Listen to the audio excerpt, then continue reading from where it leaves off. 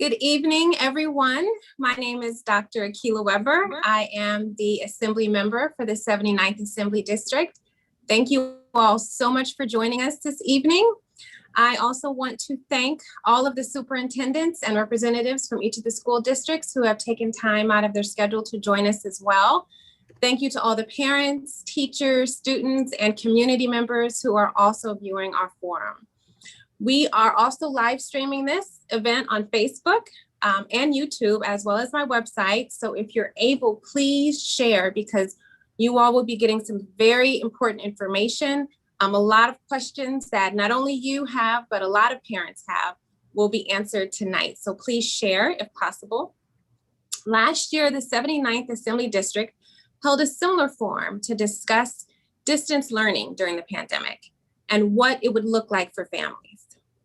Many issues were discussed, such as broadband access, connectivity, learning loss, working from home while also schooling from home, and the many difficulties faced on a daily basis. This year, we want to discuss what the plan is now for returning to in-person instruction this fall and what that will look like for families. As a mother of two young boys who are also in elementary school, I completely understand the questions and the concerns that many of you may have.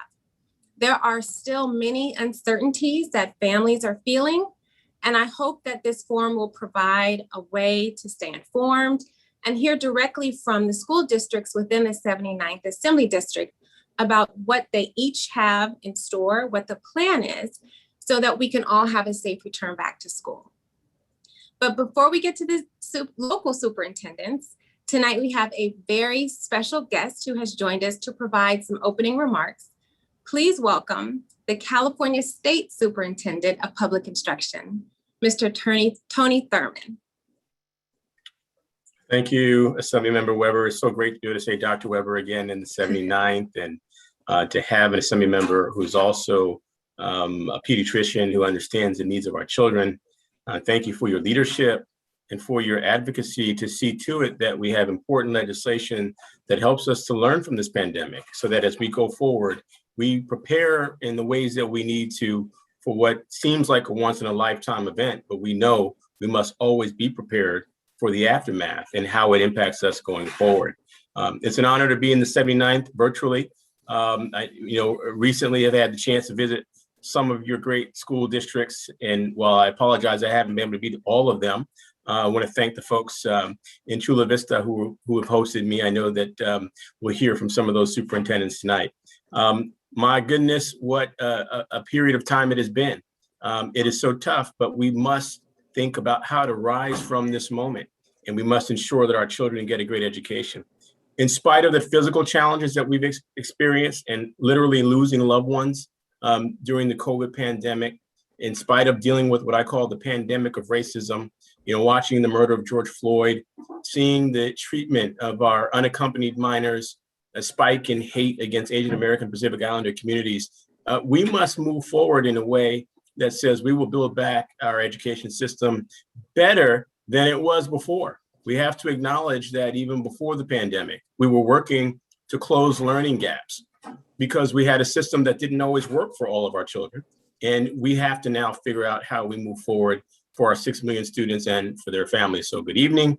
Buenas noches. Just know that we are excited at the California Department of Education to partner with you, Assemblymember Weber, with all the school districts that you serve.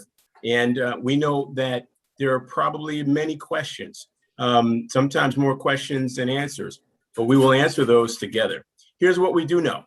There's a lot that we can do with vaccines and COVID tests and supporting best practices to keep our students safe. The data has shown us that we can and we will provide in-person instruction for our students, and that means many things.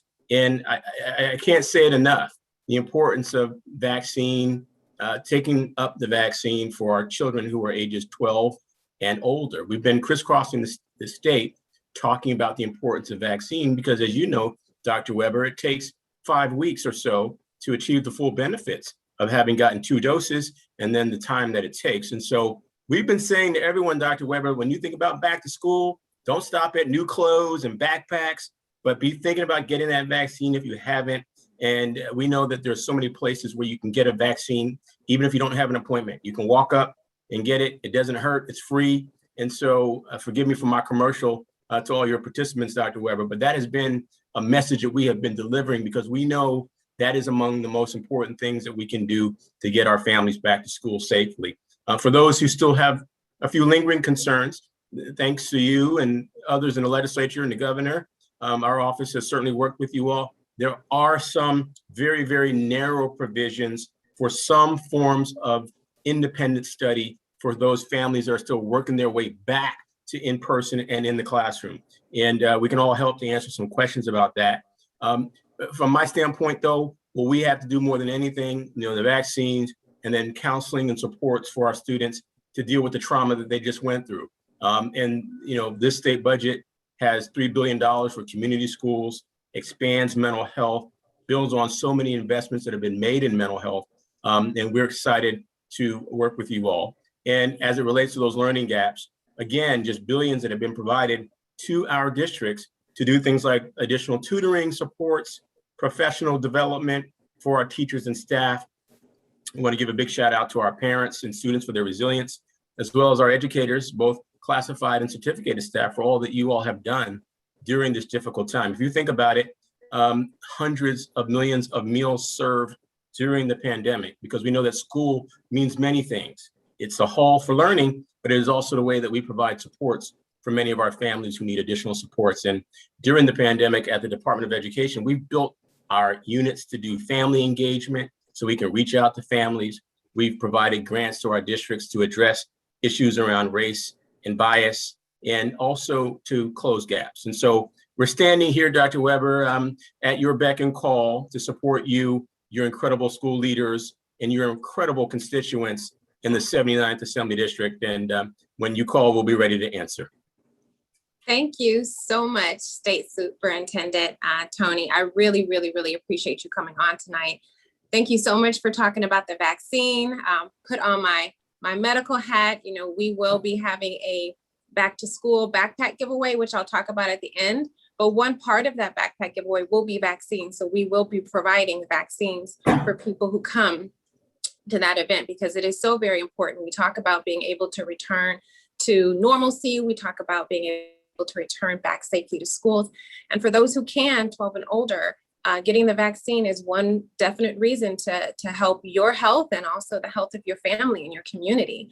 Studies are showing that now as we see who's getting sick and who's getting the most sick from COVID, and it's not the people who have the vaccine. So thank you for mentioning that, and thank you so much for being on. Before we introduce our panelists, I also want to just let everyone know that we are providing live Spanish interpretation services, and there is a button in the right corner you can access if needed. If you do that, you'll be directed to a room, a different Zoom room, where you can see the presentation, but you will hear it all in Spanish. So again, if you need Spanish interpretation, we are offering that this evening. So with that, we're going to get started. I'm going to go ahead and turn it over to my district director, Chevelle Newell-Tate, who will serve as the moderator for this evening. Chevelle? Thank you, Assembly Member. Thank you for hosting this event today, and a special thank you to State Superintendent of Public Instruction, Tony Thurmond, as well. We definitely appreciate your presence here tonight. This evening, we are joined by superintendents from different school districts in the 79th Assembly District. We are joined by Superintendent Dr. Lamont Jackson with San Diego Unified School District, Superintendent Francisco Escobedo with Chula Vista Elementary School District, Superintendent David Feliciano, and Assistant Superintendent of Education Services, Deanne Ragsdale with the La Mesa Spring Valley School District, Superintendent Erica Balakian, and Mariana Vincent, who's the Executive Director of Education Services with Lemon Grove School District. And we're also joined by Dr. Vernon Moore, who is the Chief of Educational Equity and Support Services at Sweetwater Union High School District. Our office also extended invitations to the National School District and Grossmont Union School Districts, but they were unable to attend tonight. Each school district will have 10 minutes to present on their plans and protocols for in-person instruction in the fall. Then we will have questions at the end of all of the presentations. As a part of the registration process, we asked attendees to submit their questions prior to this event. If we are not able to get to your question this evening, please contact your school directly or reach out to our office and we can help direct you. So we'll get into our presentations for tonight. First, we'd like to give the Lemon Grove School District an opportunity to share their plans. Thank you, Chevelle. I appreciate the opportunity to be here tonight with our community and the greater 79th Assembly District. We're very honored to be here, and we're excited to share this information with our community. We do have a very short presentation that we'd like to give. I don't think we'll take 10 minutes, but we have, I think, highly relevant information for our community. So here we go. At first, I would actually like to send a big, huge thank you and shout out to all of our families who weathered the storm of COVID. We did not return to in-person instruction until after our spring break in April. And we had amazing and very patient families that worked hand in hand with our school leaders and teachers. And certainly the ability to keep people safe and protected from spread within schools would not have been possible without their willingness to work with us through the virtual learning environment. So I would be remiss if I did not take this opportunity to say thank you to our Lemon Grove families. So I'll start with the health and safety, and then my colleague Mariana Vinson will talk about our actual education program that we're putting in place. So just today, new guidance was released by the California Department of Public Health. We have every intention of following that guidance to a T. Currently, we do anticipate students being required to wear masks in the classroom. We will be maintaining 3 feet social distancing wherever feasible. We do have some larger classes where that won't be feasible, and therefore the mask wearing is really one of the main mitigation strategies to prevent the spread of COVID. So we'll be diligent with mask wearing for students and staff in schools. Students will receive a mask break when learning outside and playing outdoors. We have implemented this new guidance in our summer school program, and the students really appreciate the opportunity to get outside and take the mask off and run around and play and laugh with their friends. So we've had 0 transmission in our summer school program. So we're viewing this as a test, if you will, for our full return in the fall. We won't be doing any small cohorts, so regular class sizes for our students. So in grades TK through 3, that is somewhere below 24. And then in our middle school and upper grades, it can go up to 28 students to 30 students per classroom, depending on the subject. At this time, we do not require staff to be vaccinated. We will not require students to be vaccinated that are within the eligibility age range. We feel like that's an important parental choice, and we want to honor that. So unless requirement for vaccination is implemented through education code, we'll continue to honor that choice of families. We do ask our employees to provide us with proof of vaccination, but again, that is completely up to them.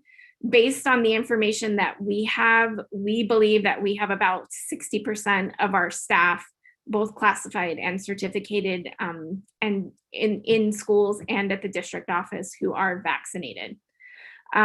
We have continued to follow diligently the guidance from the county and from the San Diego County Office of Education with respect to contact tracing and quarantining. And so we have every intention to continue doing that.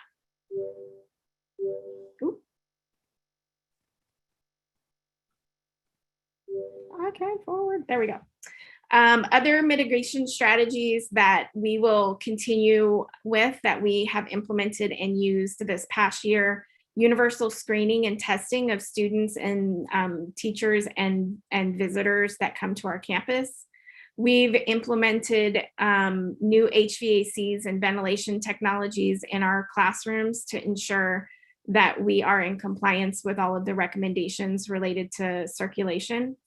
We are diligent about hand washing, and we teach our students respiratory etiquette, which is basically, what's the proper way to sneeze, and then when that happens, what do you do next?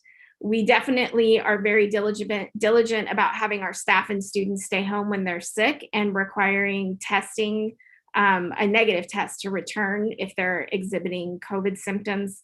And then we have a district nurse that conducts contact tracing in combination with our quarantine and isolation procedures as guided by the County of San Diego Public Health. And then we have also increased our staffing so that we are better able to clean and disinfect classrooms on a daily and nightly basis.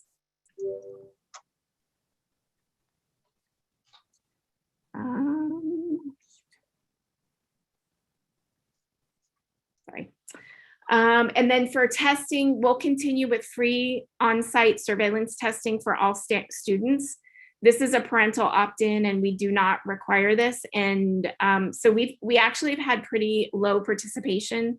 We're hovering around 25 to 30% of families that take the opportunity to COVID test their students on a bi-weekly basis. We will continue to do that in the fall. And so I'll turn this over to my colleague, Mariana, to finish up with our educational options, and I'll advance the slides for you. Thank you. And we are excited to welcome our students back in the fall in a full return with the health and safety mitigation strategies that Erica just went over. And so for us, it is full return, 5 days, all students back in the fall, with a reminder to our Lemon Grove families that for us, that full day on Wednesday is a minimum day. It's part of our regular instructional calendar, is a minimum day Wednesday. We will provide a virtual academy option for those parents who choose to maintain a distance learning virtual program for their child, and I'll share a little bit about that in the next slide. And as our students return back to campus, we know that the pandemic continues to take a toll on our communities. And each one of our school sites has a dedicated social worker to support students and families. We also have funded family engagement centers on each of our campuses for this coming year that are staffed with a parent volunteer coordinator. And so we look forward to welcoming our students back to campus on August 18th. Next slide. For our parents and families whose children may have some health needs and or who so choose to remain in a virtual academy distance learning format, we are offering that for the 21-22 school year. It will be available for our students TK through grade 8.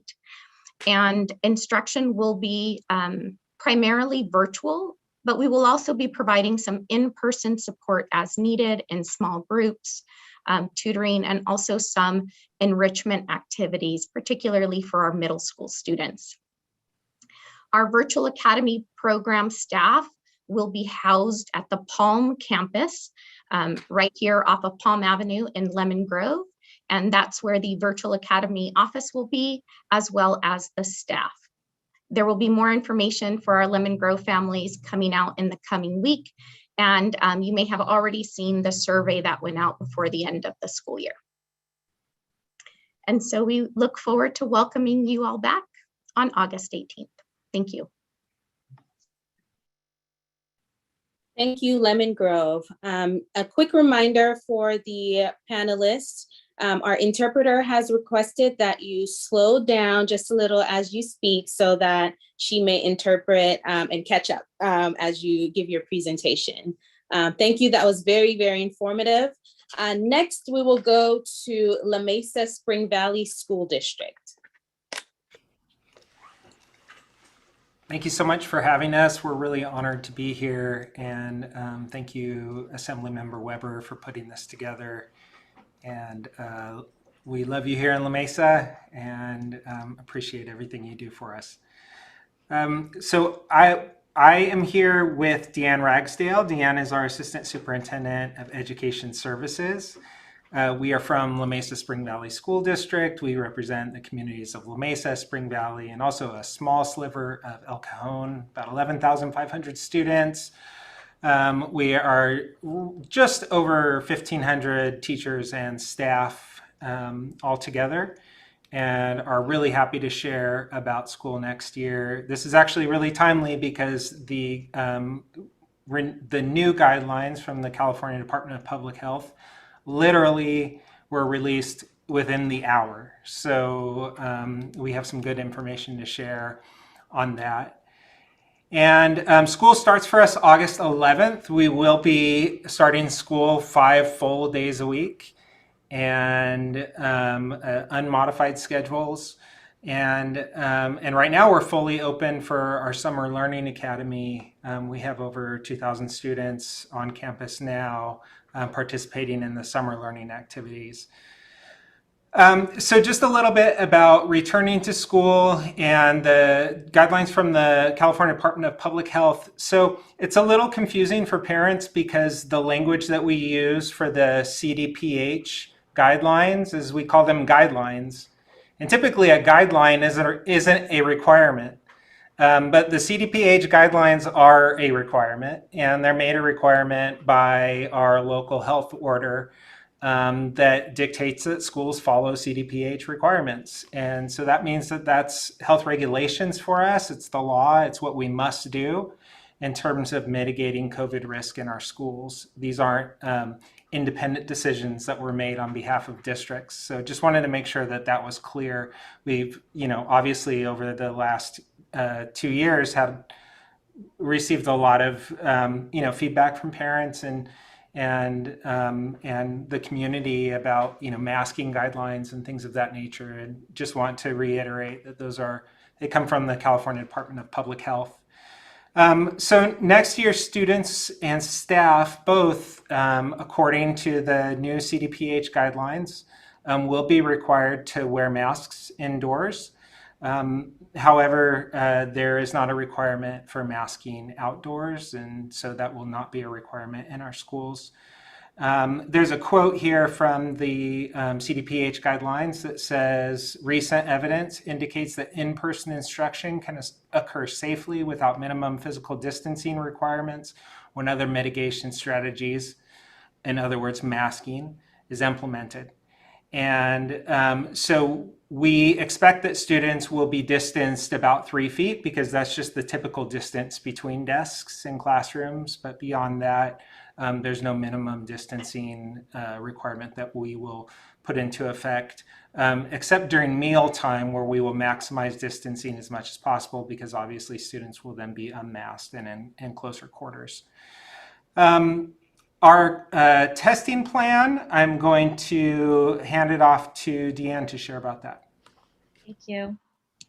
So because we're in San Diego County, I think all of our superintendents would agree that we're very fortunate to have the county have done such a great job with testing options for our community and our families. And we've been really fortunate to provide symptomatic and response testing through our partnership with the county, and we'll continue to do that as required. We have widely available testing through healthcare providers. We know that even with all of our students back in school every day in the spring and in the summer, we have had very few positive cases, no outbreaks, no transmissions. So whatever further testing requirements might be put in place, we also have an existing agreement with Valencia Lab so we could support that as it's needed. But right now we've been able to accomplish our symptomatic and response testing requirements through our partnerships with the county. So we've been really fortunate to have that and very grateful for that. Thanks, Deanne. We received a question about vaccine rates and whether or not we're tracking vaccination rates of teachers and students. Currently, we are not, and that should be eligible students. Currently, we are not tracking it and that we're not collecting that information from our students. However, a high percentage of our staff have self-attested to being vaccinated, and we are maintaining a record of that per the health department guidelines. Also, just a typical day, what will a typical day look like in the fall? We're happy to say that it will be typical, that it will be school at the school that we know and love as much as it possibly can. And, the big difference is walking into the classrooms and obviously seeing students and staff wearing masks. That's something that has become normative and will be the case in school next year, at least for the first half of the year, according to the California Department of Public Health. But otherwise, we'll have happy learning kids on campus, and we're so excited about this next school year. You might see an air purifier in a classroom. You might see desks being wiped down more often, and students have become professional hand washers. So they're very proud to show that off. So we're excited about what next year will look like. A question about virtual learning options, and we are really proud of what we're doing with our Trust Blended Learning, which is our Blended Learning Academy. And Deanne, can you share a little about that? Yes, our Trust Blended Learning is well established. We've had this program in place for several years, so we're really lucky to be able to take a well-established school that does both traditional homeschool, independent study, as well as the blended online program that can utilize those tools we've been accustomed to, like Zoom and other strategies that may have really benefited some students during this time. So because we have this program already established and has been well documented to work well for families, we've been able to expand that.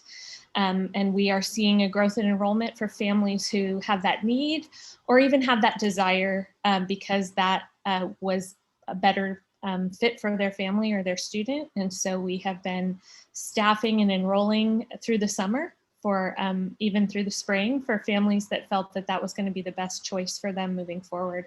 And we're excited to be able to expand that program that has been serving hundreds of families in our school district for many years. So it will be a good extension of that. Yeah, and I guess if we had words of encouragement for you all, first I would just say thank you to our families and to our staff, to our students. It has been an incredibly hard period of time for everyone. And we're just grateful for your commitment and your dedication, for your grit through this. I'm a parent. I have 4 kids that are in elementary school. They're little ones. And my family, just like your family, went through this this last 2 years. And it was tough. And what I would say is that we are in this together. That's not just a slogan. It's true. Like, all of us have gone through this. Our kids have gone through this. They're not alone.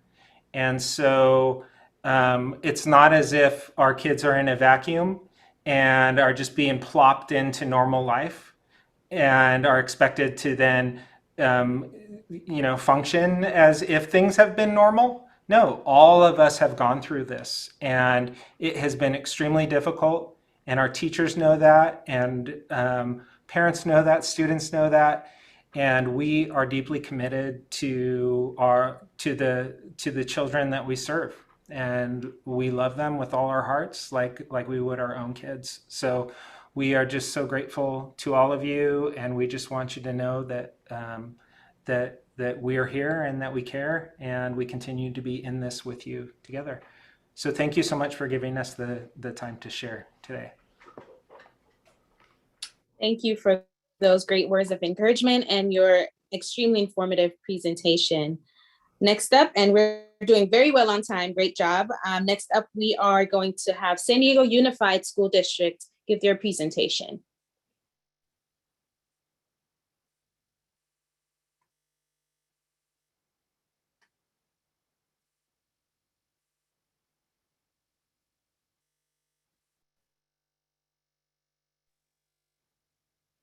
Dr. Jackson, you may be muted.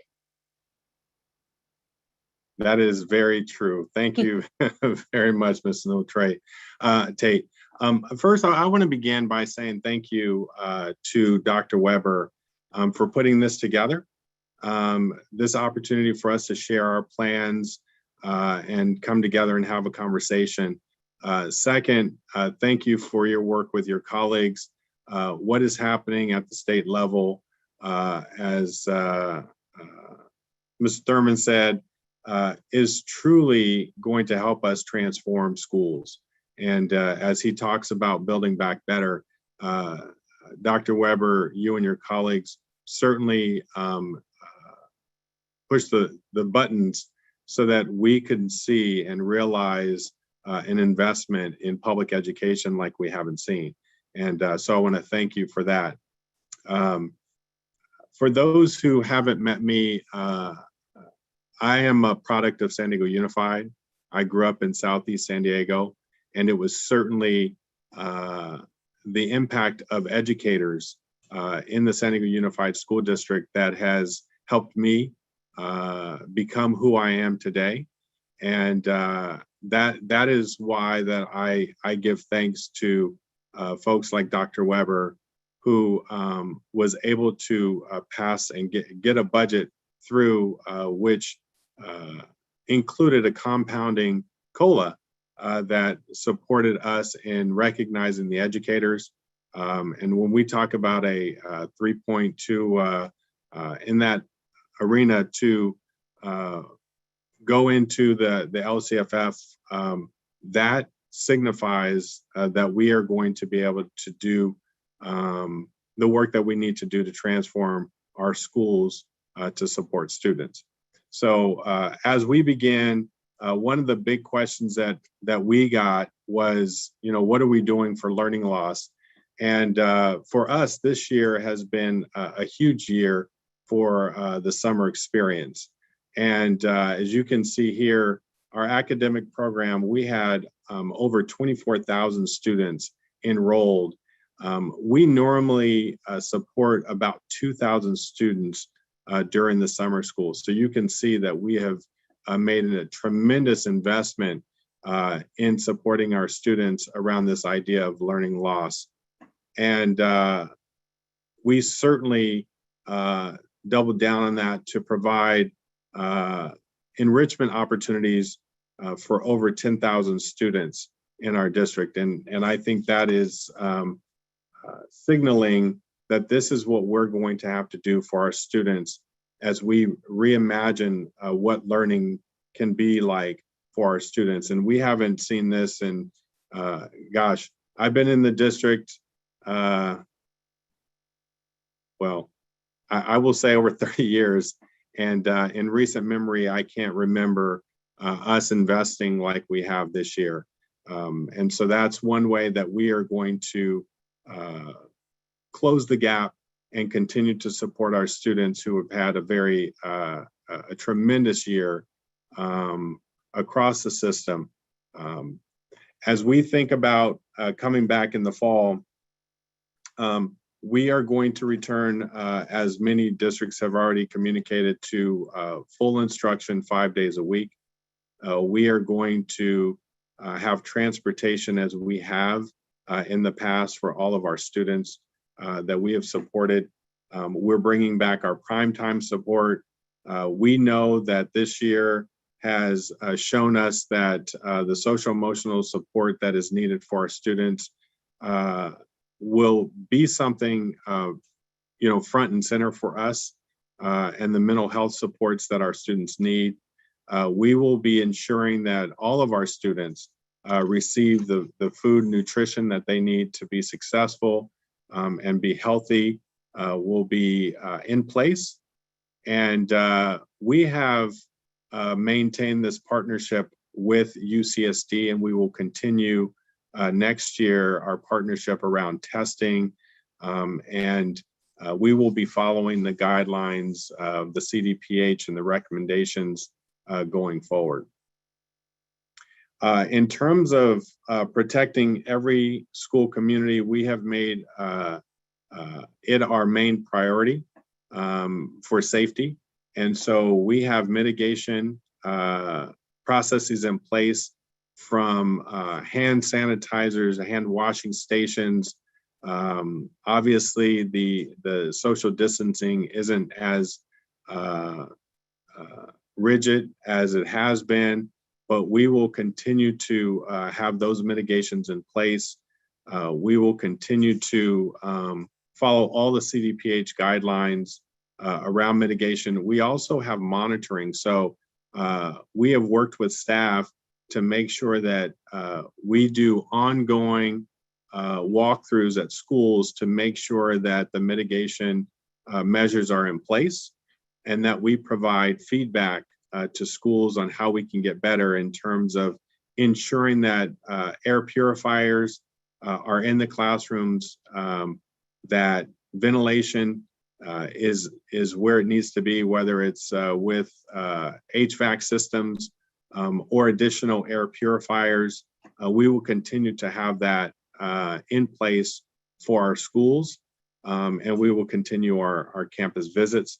We also have monitoring in place where we do certification for our schools once they have the mitigation measures in place to ensure that this is happening across the district. As some of the districts have already mentioned, CDPH guidelines for us will be requiring masks for all students K-12, regardless of vaccines or not. And this is something that we will be following. We have not yet solidified all of our guidelines, so we will continue to work as a team, and we should see something coming out from our district in terms of our guidelines tomorrow. And we will make sure that there are guidelines that discuss the accommodations that we're going to need to make for students who are not able to wear masks. This will be similar to what we did this year. And vaccines, as our superintendent, Tony Thurmond, mentioned, vaccines are going to be critical, and we will continue to have vaccines in our communities. This past, as we close the year, vaccines were available at 12 high school sites, middle school sites scheduled over the summer.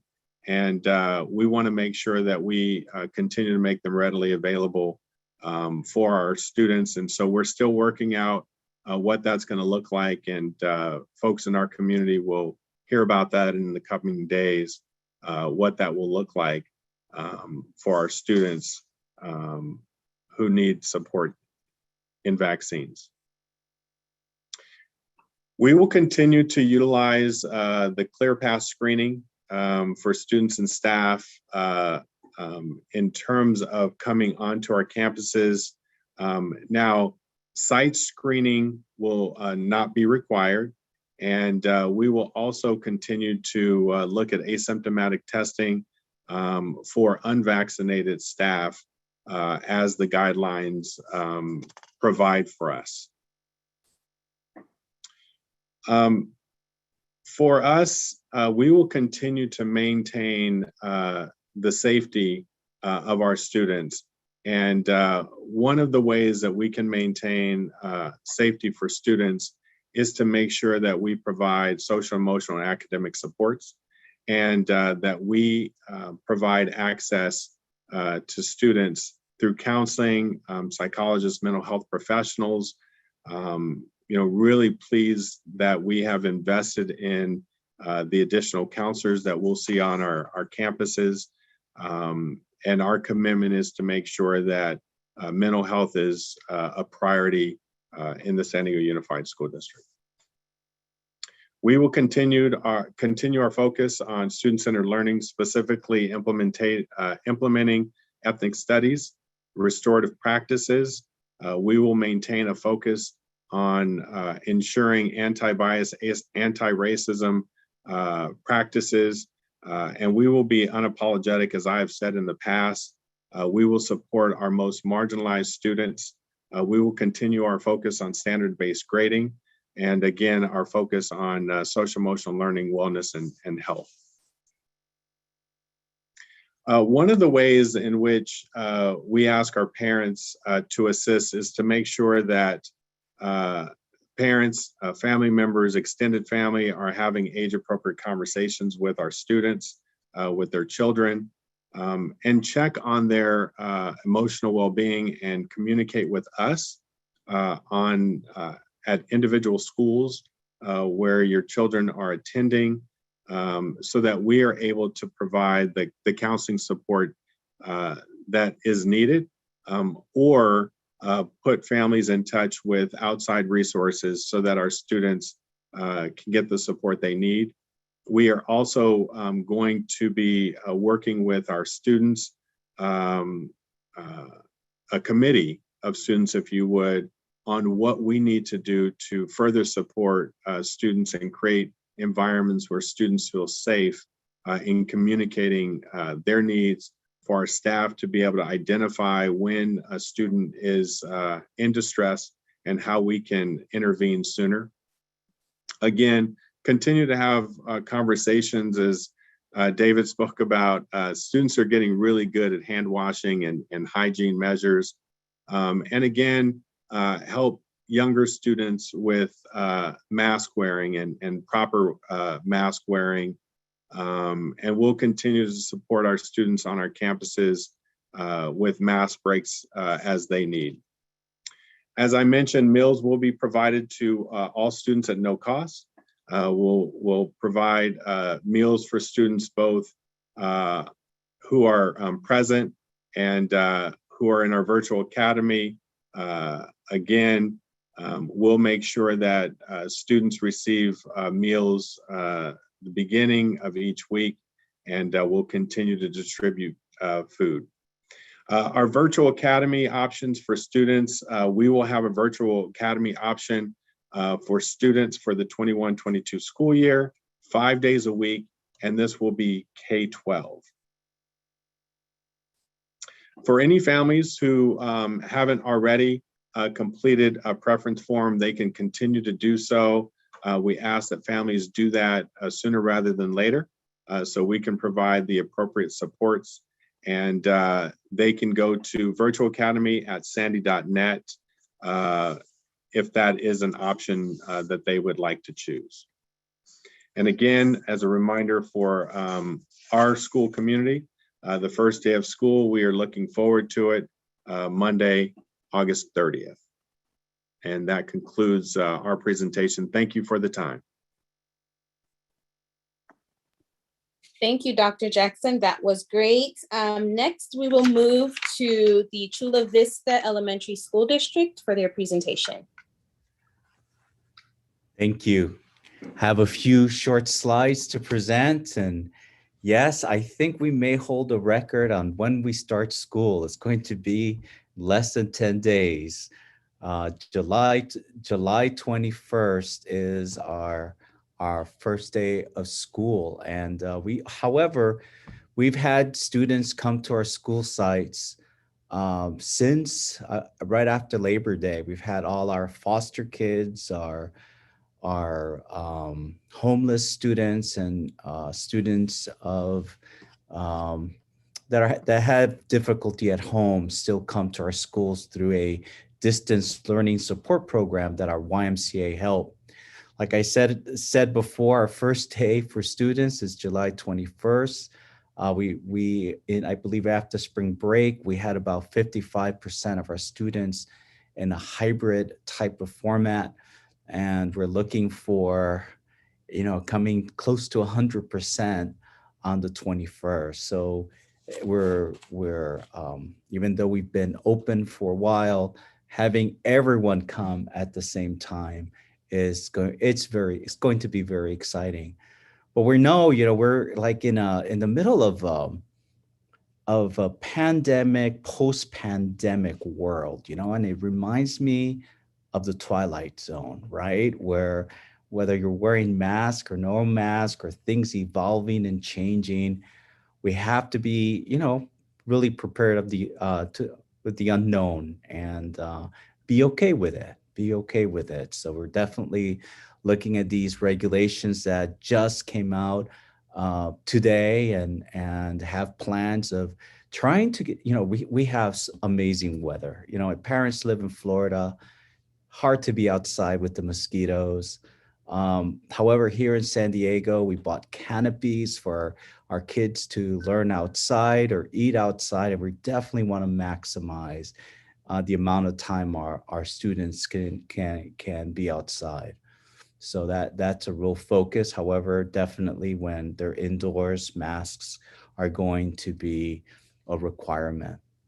Now, our district was one of the first districts in the state of California to have testing. I think we started testing, oh my goodness, back in September, October. And in fact, you might recognize this gentleman. I think it's the picture to your right on the, depending how you look at it, right-hand corner. That's Mr. Thurman. He came to visit our schools because of our testing program.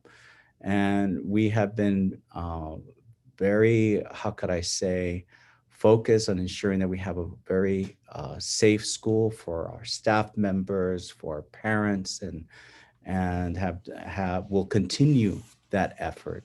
We'll continue the effort in response for response and any symptomatic testing at school sites. So we continue working with the San Diego County Health and Human Services and continue our collaboration with them. And our focus is obviously to be extremely adaptable and engage in monitoring testing if conditions required. We have had tremendous amount of experience in detecting who's positive and what to do once you're positive. So again, we're ready to shift when needed.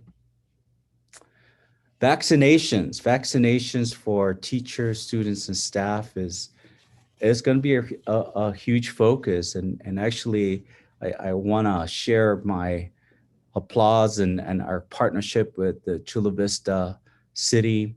We've done a great job in partnering with the city. We have about 200 of our families where grandparents are the primary caretakers of our students. And at one point, it was the elderly who weren't getting vaccinated at high frequency. So we were able to get our transportation department, take our grandparents to a local site, and the city of Chula Vista provided vaccination for our most vulnerable population, which was our elderly population. And as you well know, South Bay was probably one of the hardest hit areas. And I know our focus in the area of vaccination has truly turned around our COVID infection rates. In fact, there was a point where Chula Vista had a lower infection rate than Del Mar.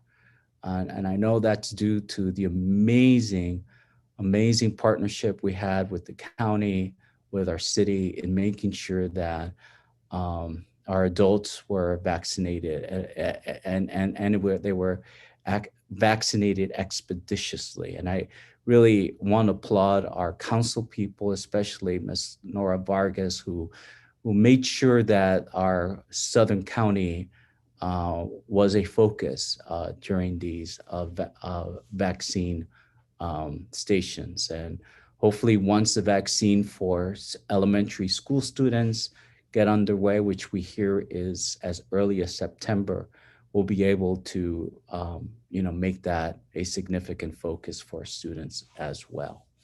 So school day, like many of my colleagues, we're going to try to be as normal as possible. We do have a air purifier with an ionizer at every single classroom, mask for every student. But even with all of those precautions, we want to make sure that the outdoors is another area where students can be at. I mean, we definitely want to utilize our outdoor areas as well.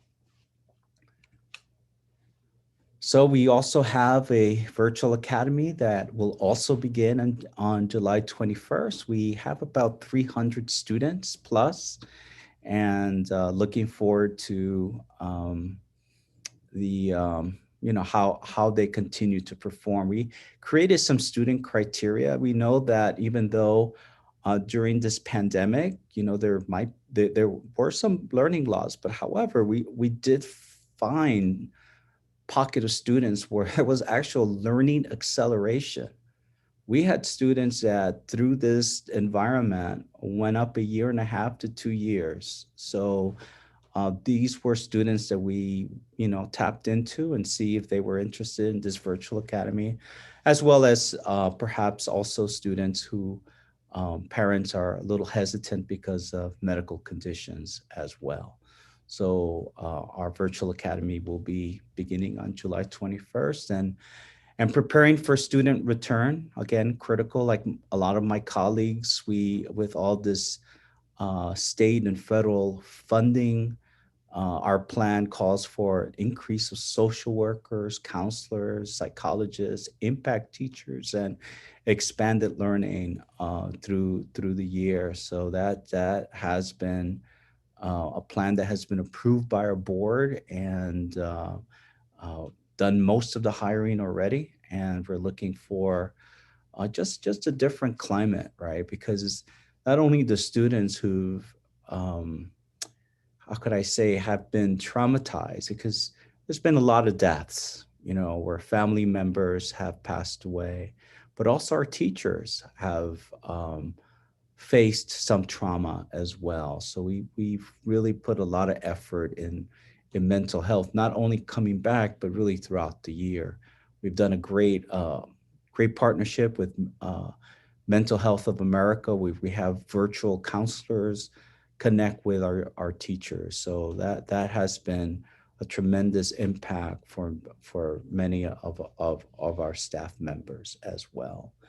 So the theme, we have a theme each year, and it focuses on relationships. So the theme this year is reimagining relationships through unity and grace. We're coming from a very polarized time, socially, politically, and unity is very, very important.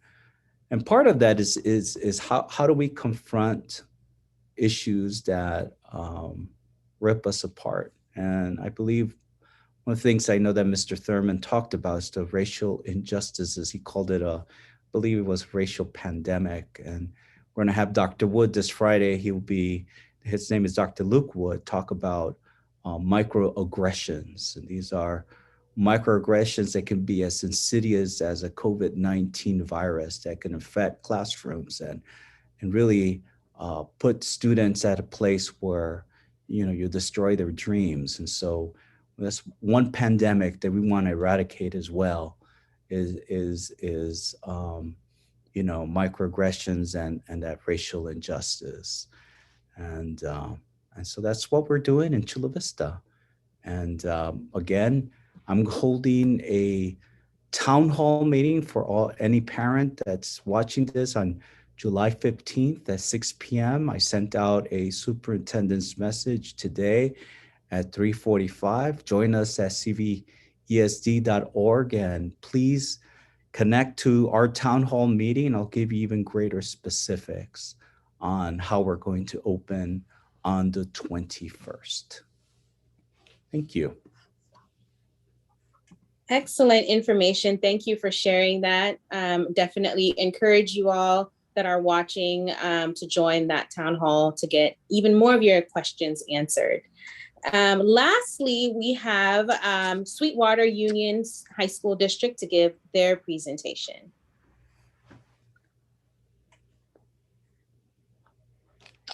Good evening. My name is Vernon Moore, and I will be sharing my one moment.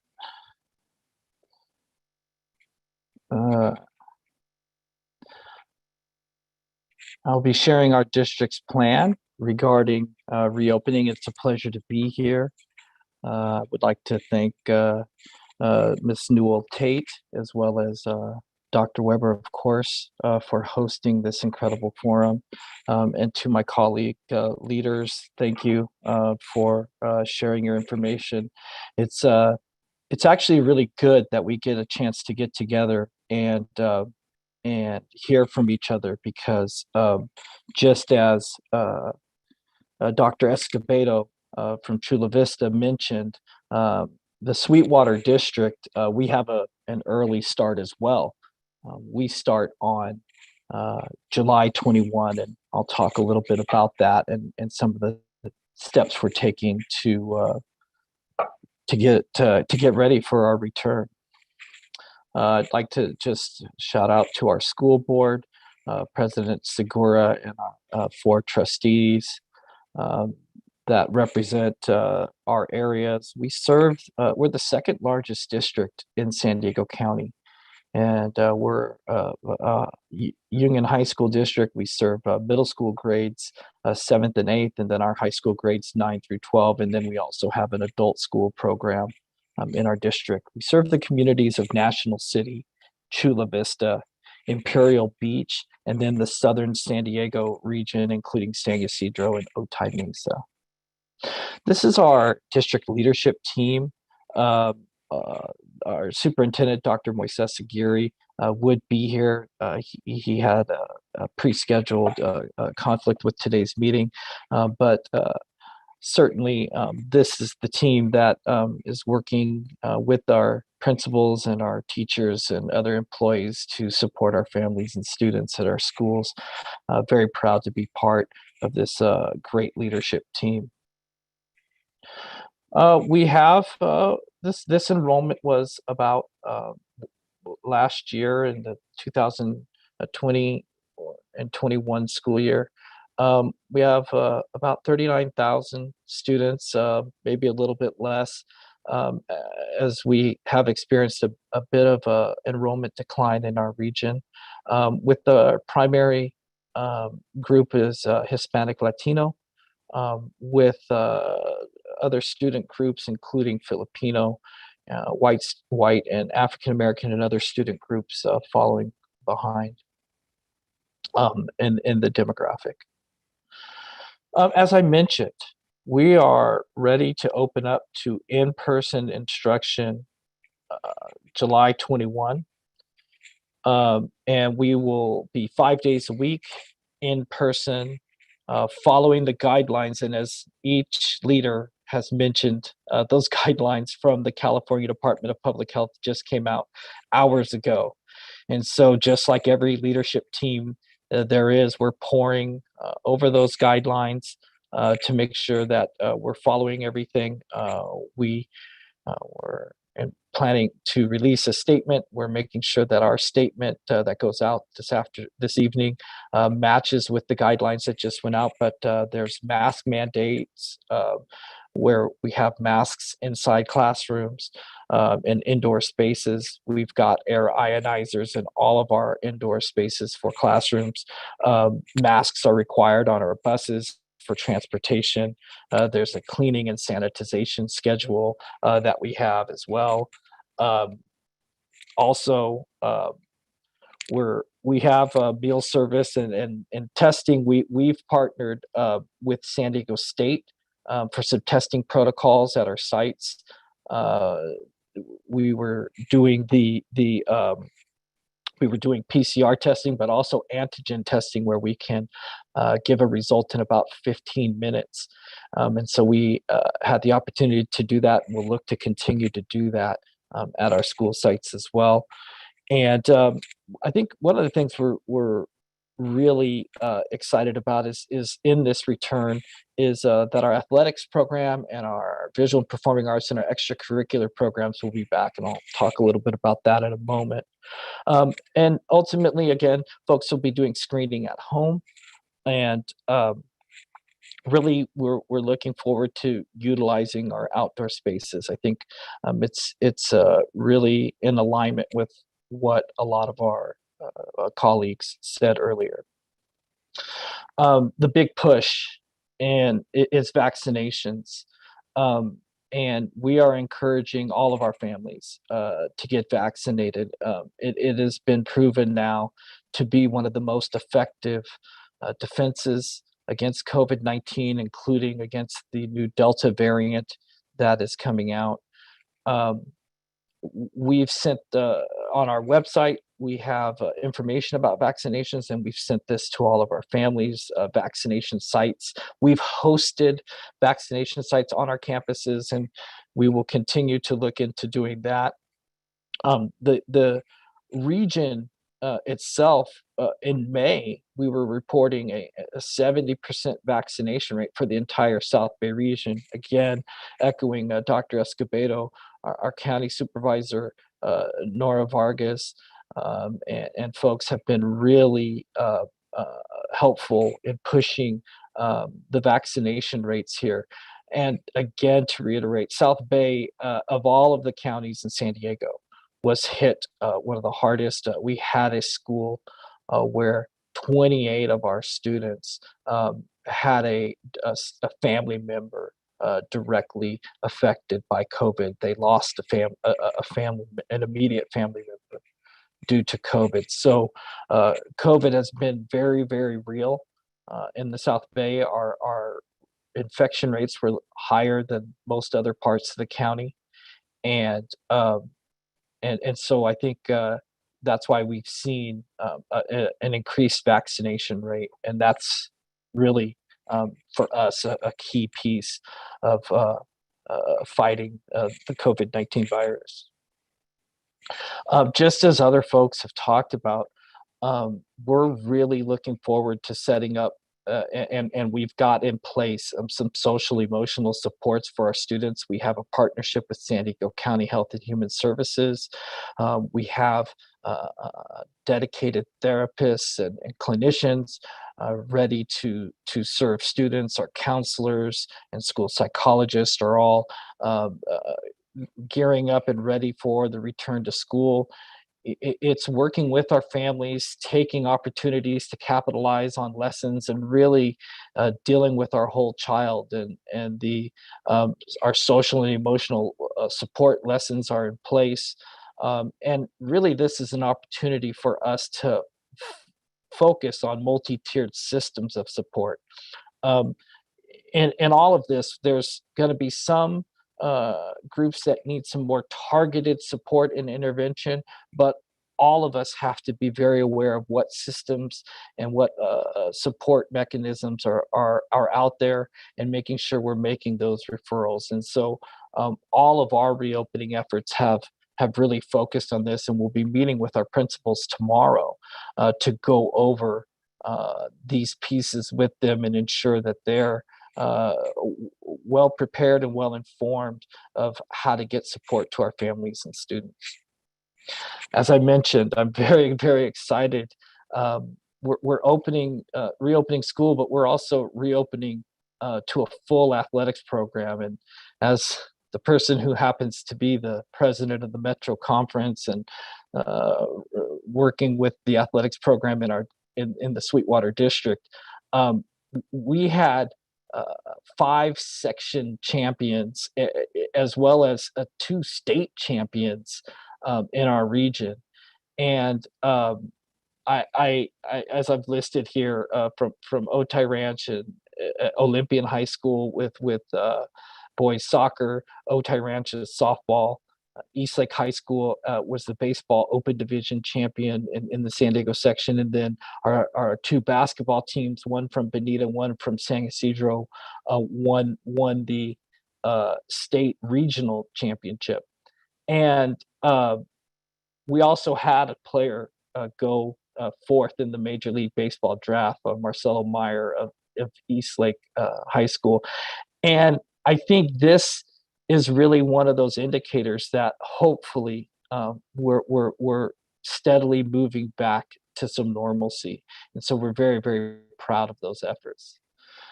We have a hotline for parents. And so if you're watching this and you want some more information about our reopening plan, about anything that I've been talking about,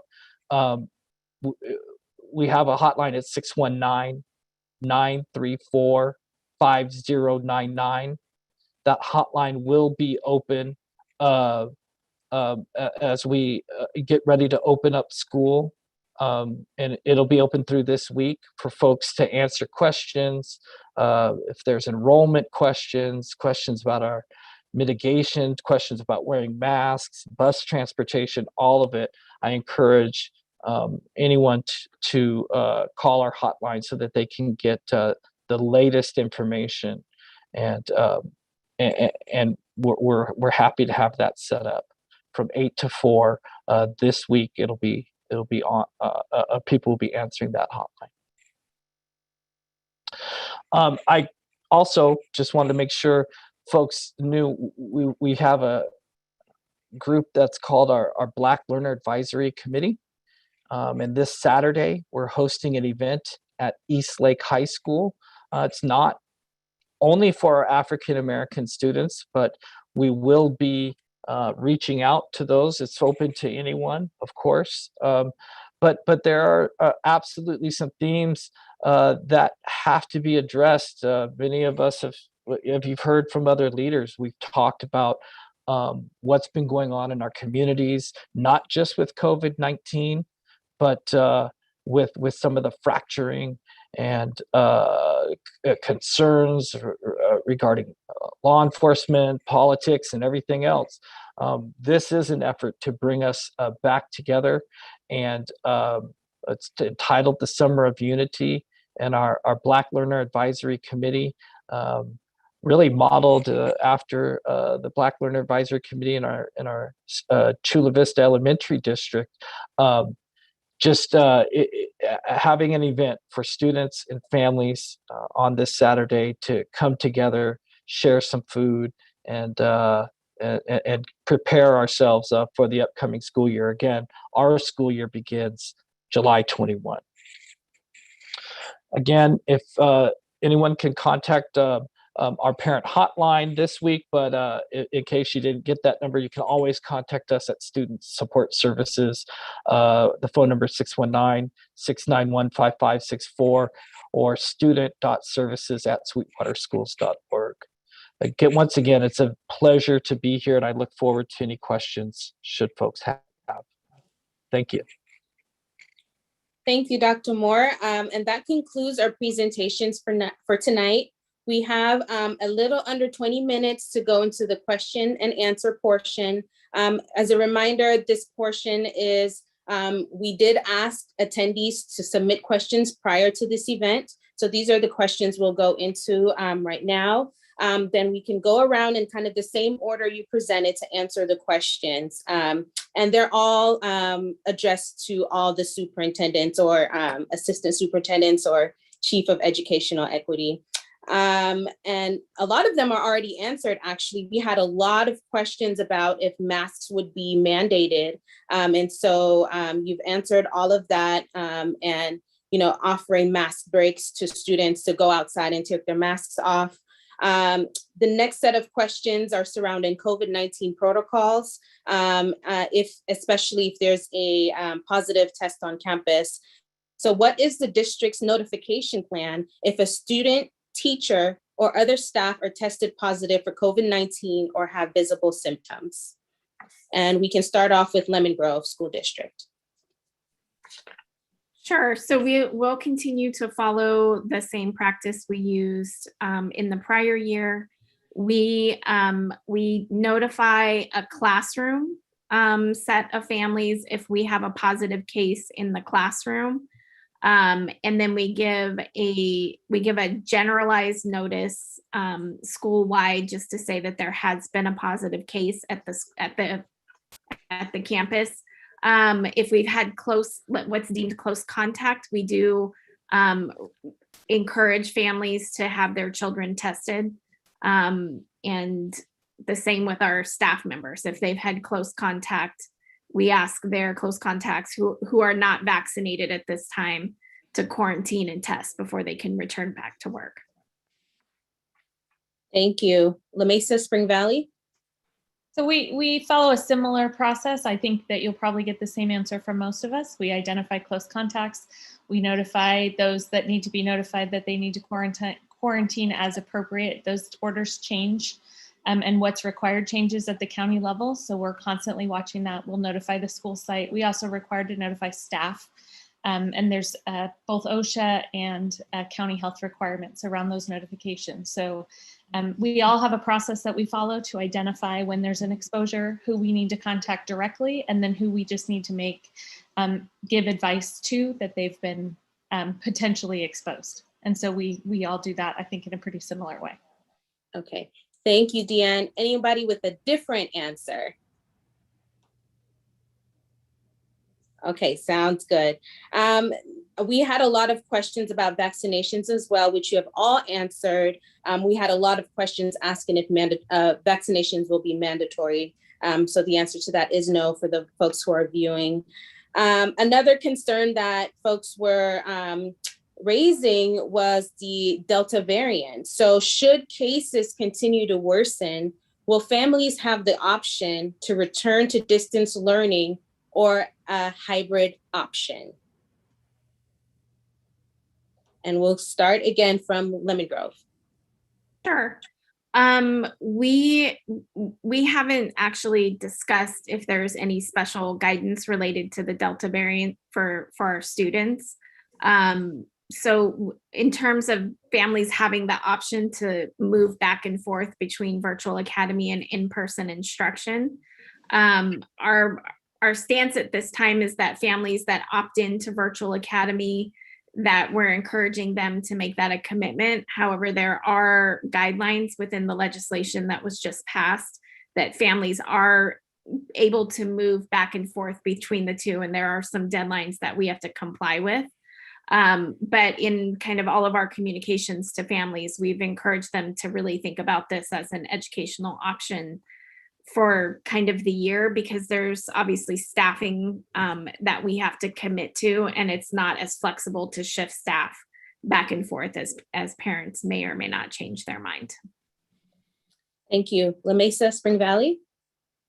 Yeah, so right now, it's very similar to what Erica shared.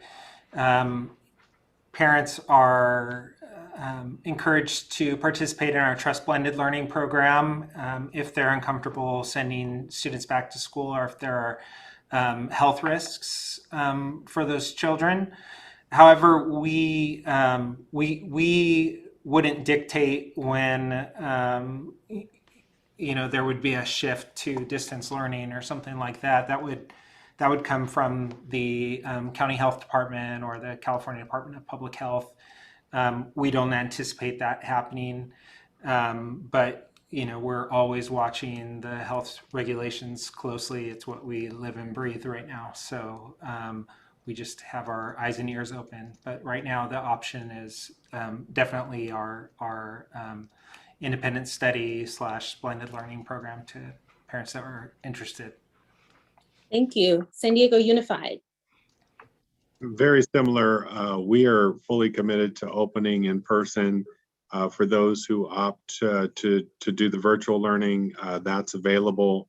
And we'll continue to follow all the latest results, the guidelines from CDPH. But right now, we are not approaching this from a hybrid even possibility.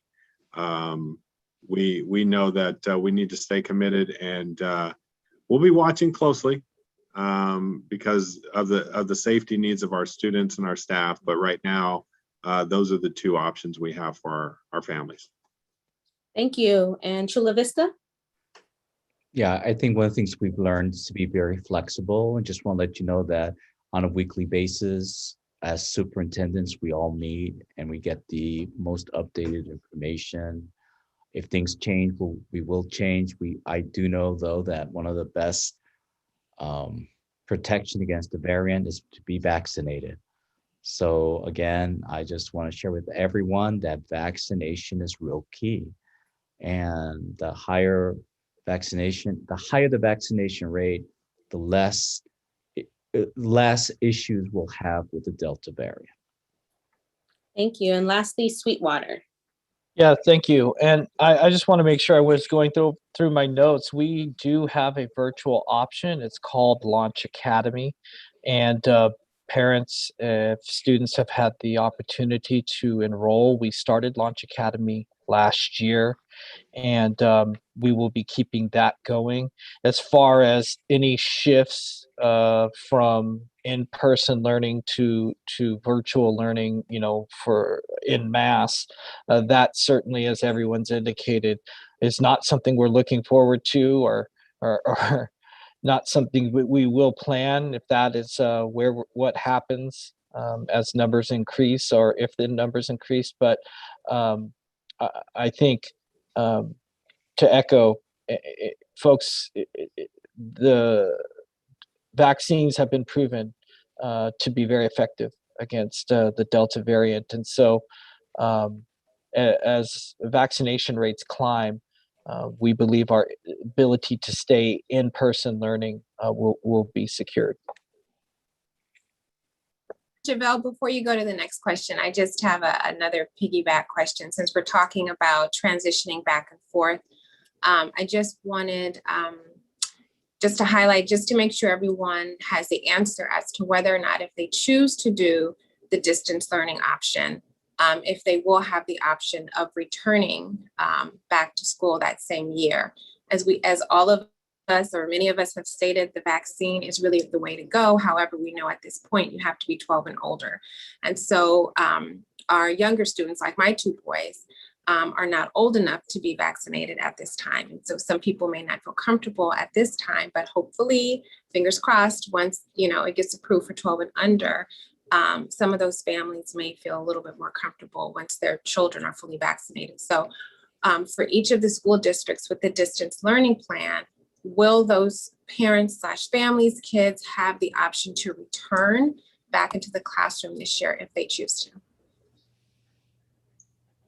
I'm going to ask Mariana if you'll provide, I know you're a little more steeped in the legislation than I am, if you can address for us in Lemon Grove. Yes, parents will be allowed to transition back to in-person learning. I believe the legislation indicates within 5 days. Same for La Mesa. And I believe Dr. Escobedo mentioned it. We need to be flexible and respond to our needs of our children. And I do want to say thank you, Dr. Weber. I know you'll probably mention this again. As we talk about vaccines are critical, I know we've partnered together with you to do an event on 8/14 at Mann Middle School. We're anticipating over 1,000 students where we're going to be making vaccines available with our partnership with UCSD. So thank you so very much. I think that's critical. And Dr. Escobedo, you said it, we need to be flexible with our school communities to support our students in the way that they need to be supported. So thank you both. Sure.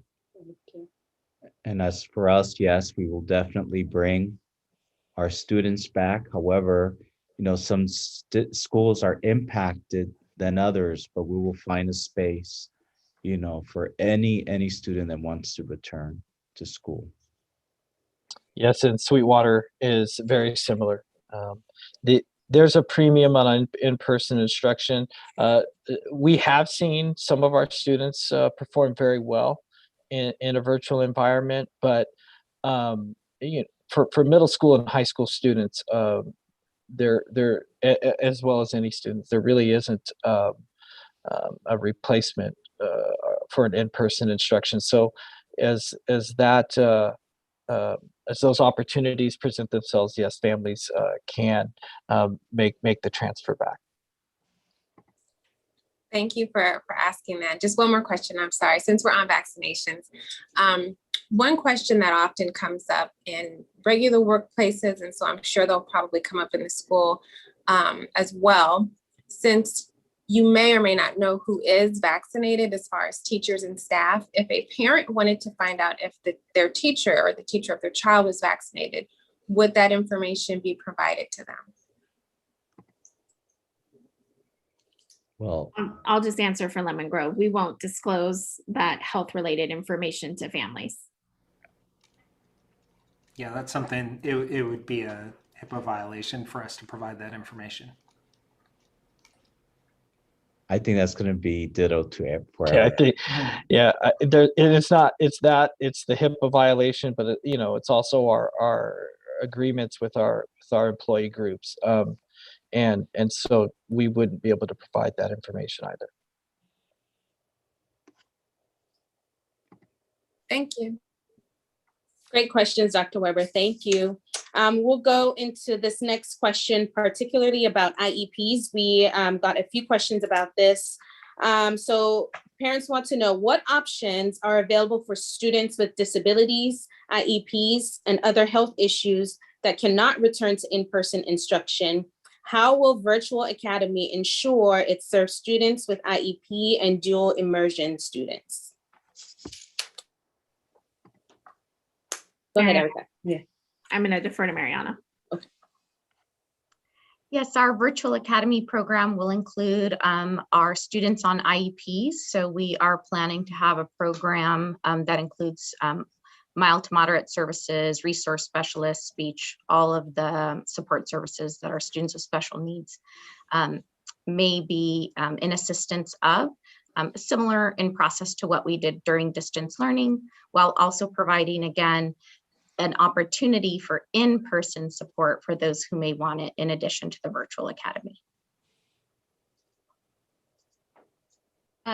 For La Mesa Spring Valley, our Trust Blended Learning, we hold IEP meetings for students prior to considering placement to make sure that we are able to appropriately meet their needs. We work with the families, we make sure that the services are appropriate for students, and we discuss whether services should be in person or virtual and the best ways to provide them, and make sure that the goals can be accomplished in that setting so that we're doing the right things for the students. And we've been doing that through the spring, through the summer. We'll continue to do that so that we can make sure that we're meeting the needs of those students in that setting.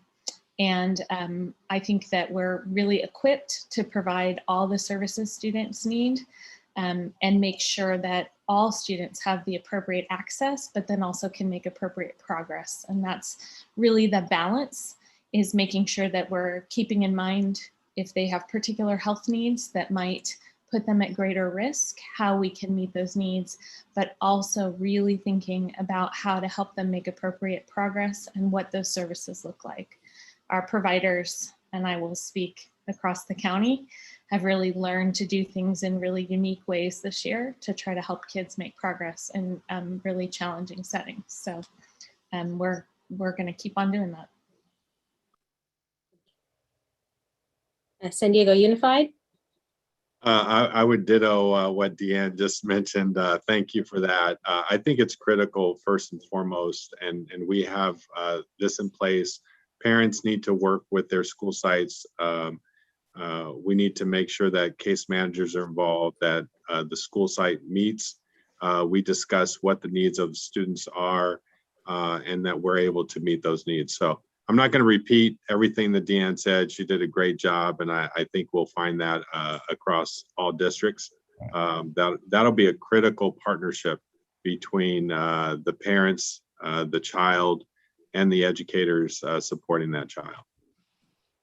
Thank you. Chula Vista? Yes, the law is quite clear that an IEP team has to make that decision for special ed students, but you know that concerted effort between the school and the family is very critical. And in our virtual academy, we have definitely over, I believe, over 11 or 12% of the students are special ed students. But that has gone through an IEP process. I believe the second part of your question is dual immersion.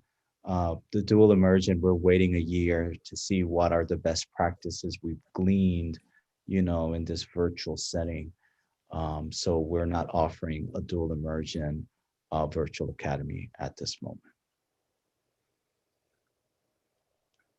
And in Sweetwater, we've have a robust independent study program. That's a separate program than our virtual launch virtual academy, wherein in both cases we have students with IEPs, and in all cases the IEP team has to meet prior to a student enrolling in those programs to make sure that the services can be met.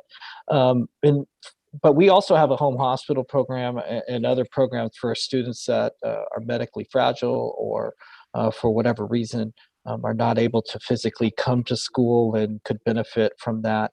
And in the Sweetwater district, also, every one of our schools has a school nurse that's actively involved in all of our decisions, certainly related to students with IEPs and medical needs.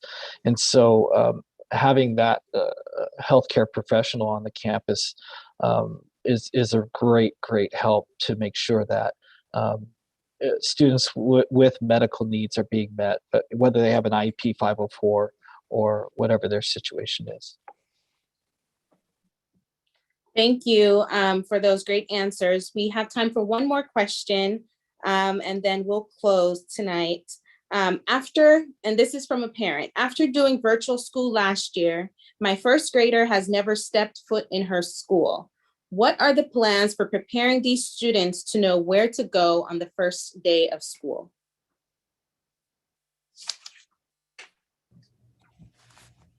Yeah, I'm happy to take that. So we want to welcome all of our students back to campus and do that with kindness and joy and celebration, and all of the excitement that goes in with starting a new school year. And so we will have staff on each of our campuses. Of course, our school site administrators, our support staff, they're guiding and supporting students to classrooms. We in Lemon Grove use Class Dojo as our district-wide communication templates in addition to email and Infinite Campus Messenger. So encourage our parents to stay connected as they will be receiving additional information from the school sites. But rest assured, your students will be well taken care of that first day and every day in Lemon Grove. I would echo for La Mesa Spring Valley very much the same response. Our staff is so excited to have our students back again. In the spring, when we welcomed our students back, we were having kind of orientation school activities to get our kids back. We have social emotional learning planned so that our kids know when they're coming onto campus, welcome, come in, let me help you find your room. Having our families back and oriented as part of our school community, and we're really looking forward to it. So I think you'll see all of that exciting welcome back feeling and excitement of the first day return on all of our campuses, and it'll look a little differently everywhere, but you'll see that and get excited about it. So. Thank you. In San Diego, yes, we are going to open with great joy. Super excited. One of the things that we did, as we saw students return at the end of the year, we took an all hands on deck approach. So if there is something that precludes you from being out on the campus, we certainly understand that. But we're talking all staff who work at the district office will be deployed out to our school sites unless they have something critical that they need to do, so that there will be more adults to welcome our students and support our students, whether that's being someone like myself who will greet that first grader and walk them to class myself, whether it's having class rosters posted and families walking to the classroom, or teachers, classified staff, from custodial staff to cafeteria workers. All of us need to be present and welcoming our students. We know that connecting will be so critical for our students, and that will be our plan. And so if you are that parent, I look forward to meeting you and helping you and your child come back to campus safely and enthusiastically. So that's what we will be doing as we get close to August 30th. we'll be planning for that. Thank you. I know there's research in Louisiana after Hurricane Katrina, and students haven't been to school for over a year. One of the things that they found out is to reestablish cultures, you need to focus on school spirit. And I think that is really critical. And we've learned when we came back from a hybrid, the spirit songs, the motto, just creating that connection to the school is very, very critical. So we're really going to focus that first week on really the traditions of the school, the school songs, mascot, whatever we need to do to create that school spirit, and to reestablish that school culture is going to be very, very critical. Again, in the Sweetwater district last week, because again, we start July 21, so that's just in a few days. But last week we had our ASB camp at one of our high schools, and that's where the Associated Student Body, the student government, all came together from each of our high schools. They came together to get some leadership training and to really build their spirit. And after a year of the pandemic, it was incredible to see just how excited and enthusiastic the students were to come back and be in person. And so at all of our schools this week, our schools are conducting on-site orientations. So if you are a parent of a school and sending students to school, that what we know, for example, is there's some 9th and 10th graders that have never been on campus yet. And so they're going to need to get familiar with our campus. They can take the tour through the orientation. And that is going on this week. So if you have a student that's attending a school in the Sweetwater district, please contact that school to find out the specific orientation schedules. Of course, the July 21 date will be a date full of festivities and, orientation activities and making spaces for students to just connect and be positive. And I already mentioned that we have a space that our African-American families and others are invited to on Saturday. We'll be looking to create more of those opportunities for all of our students throughout our district. But we're just really excited. And I think for us, the excitement is at this point palpable because school starts next week on July 21.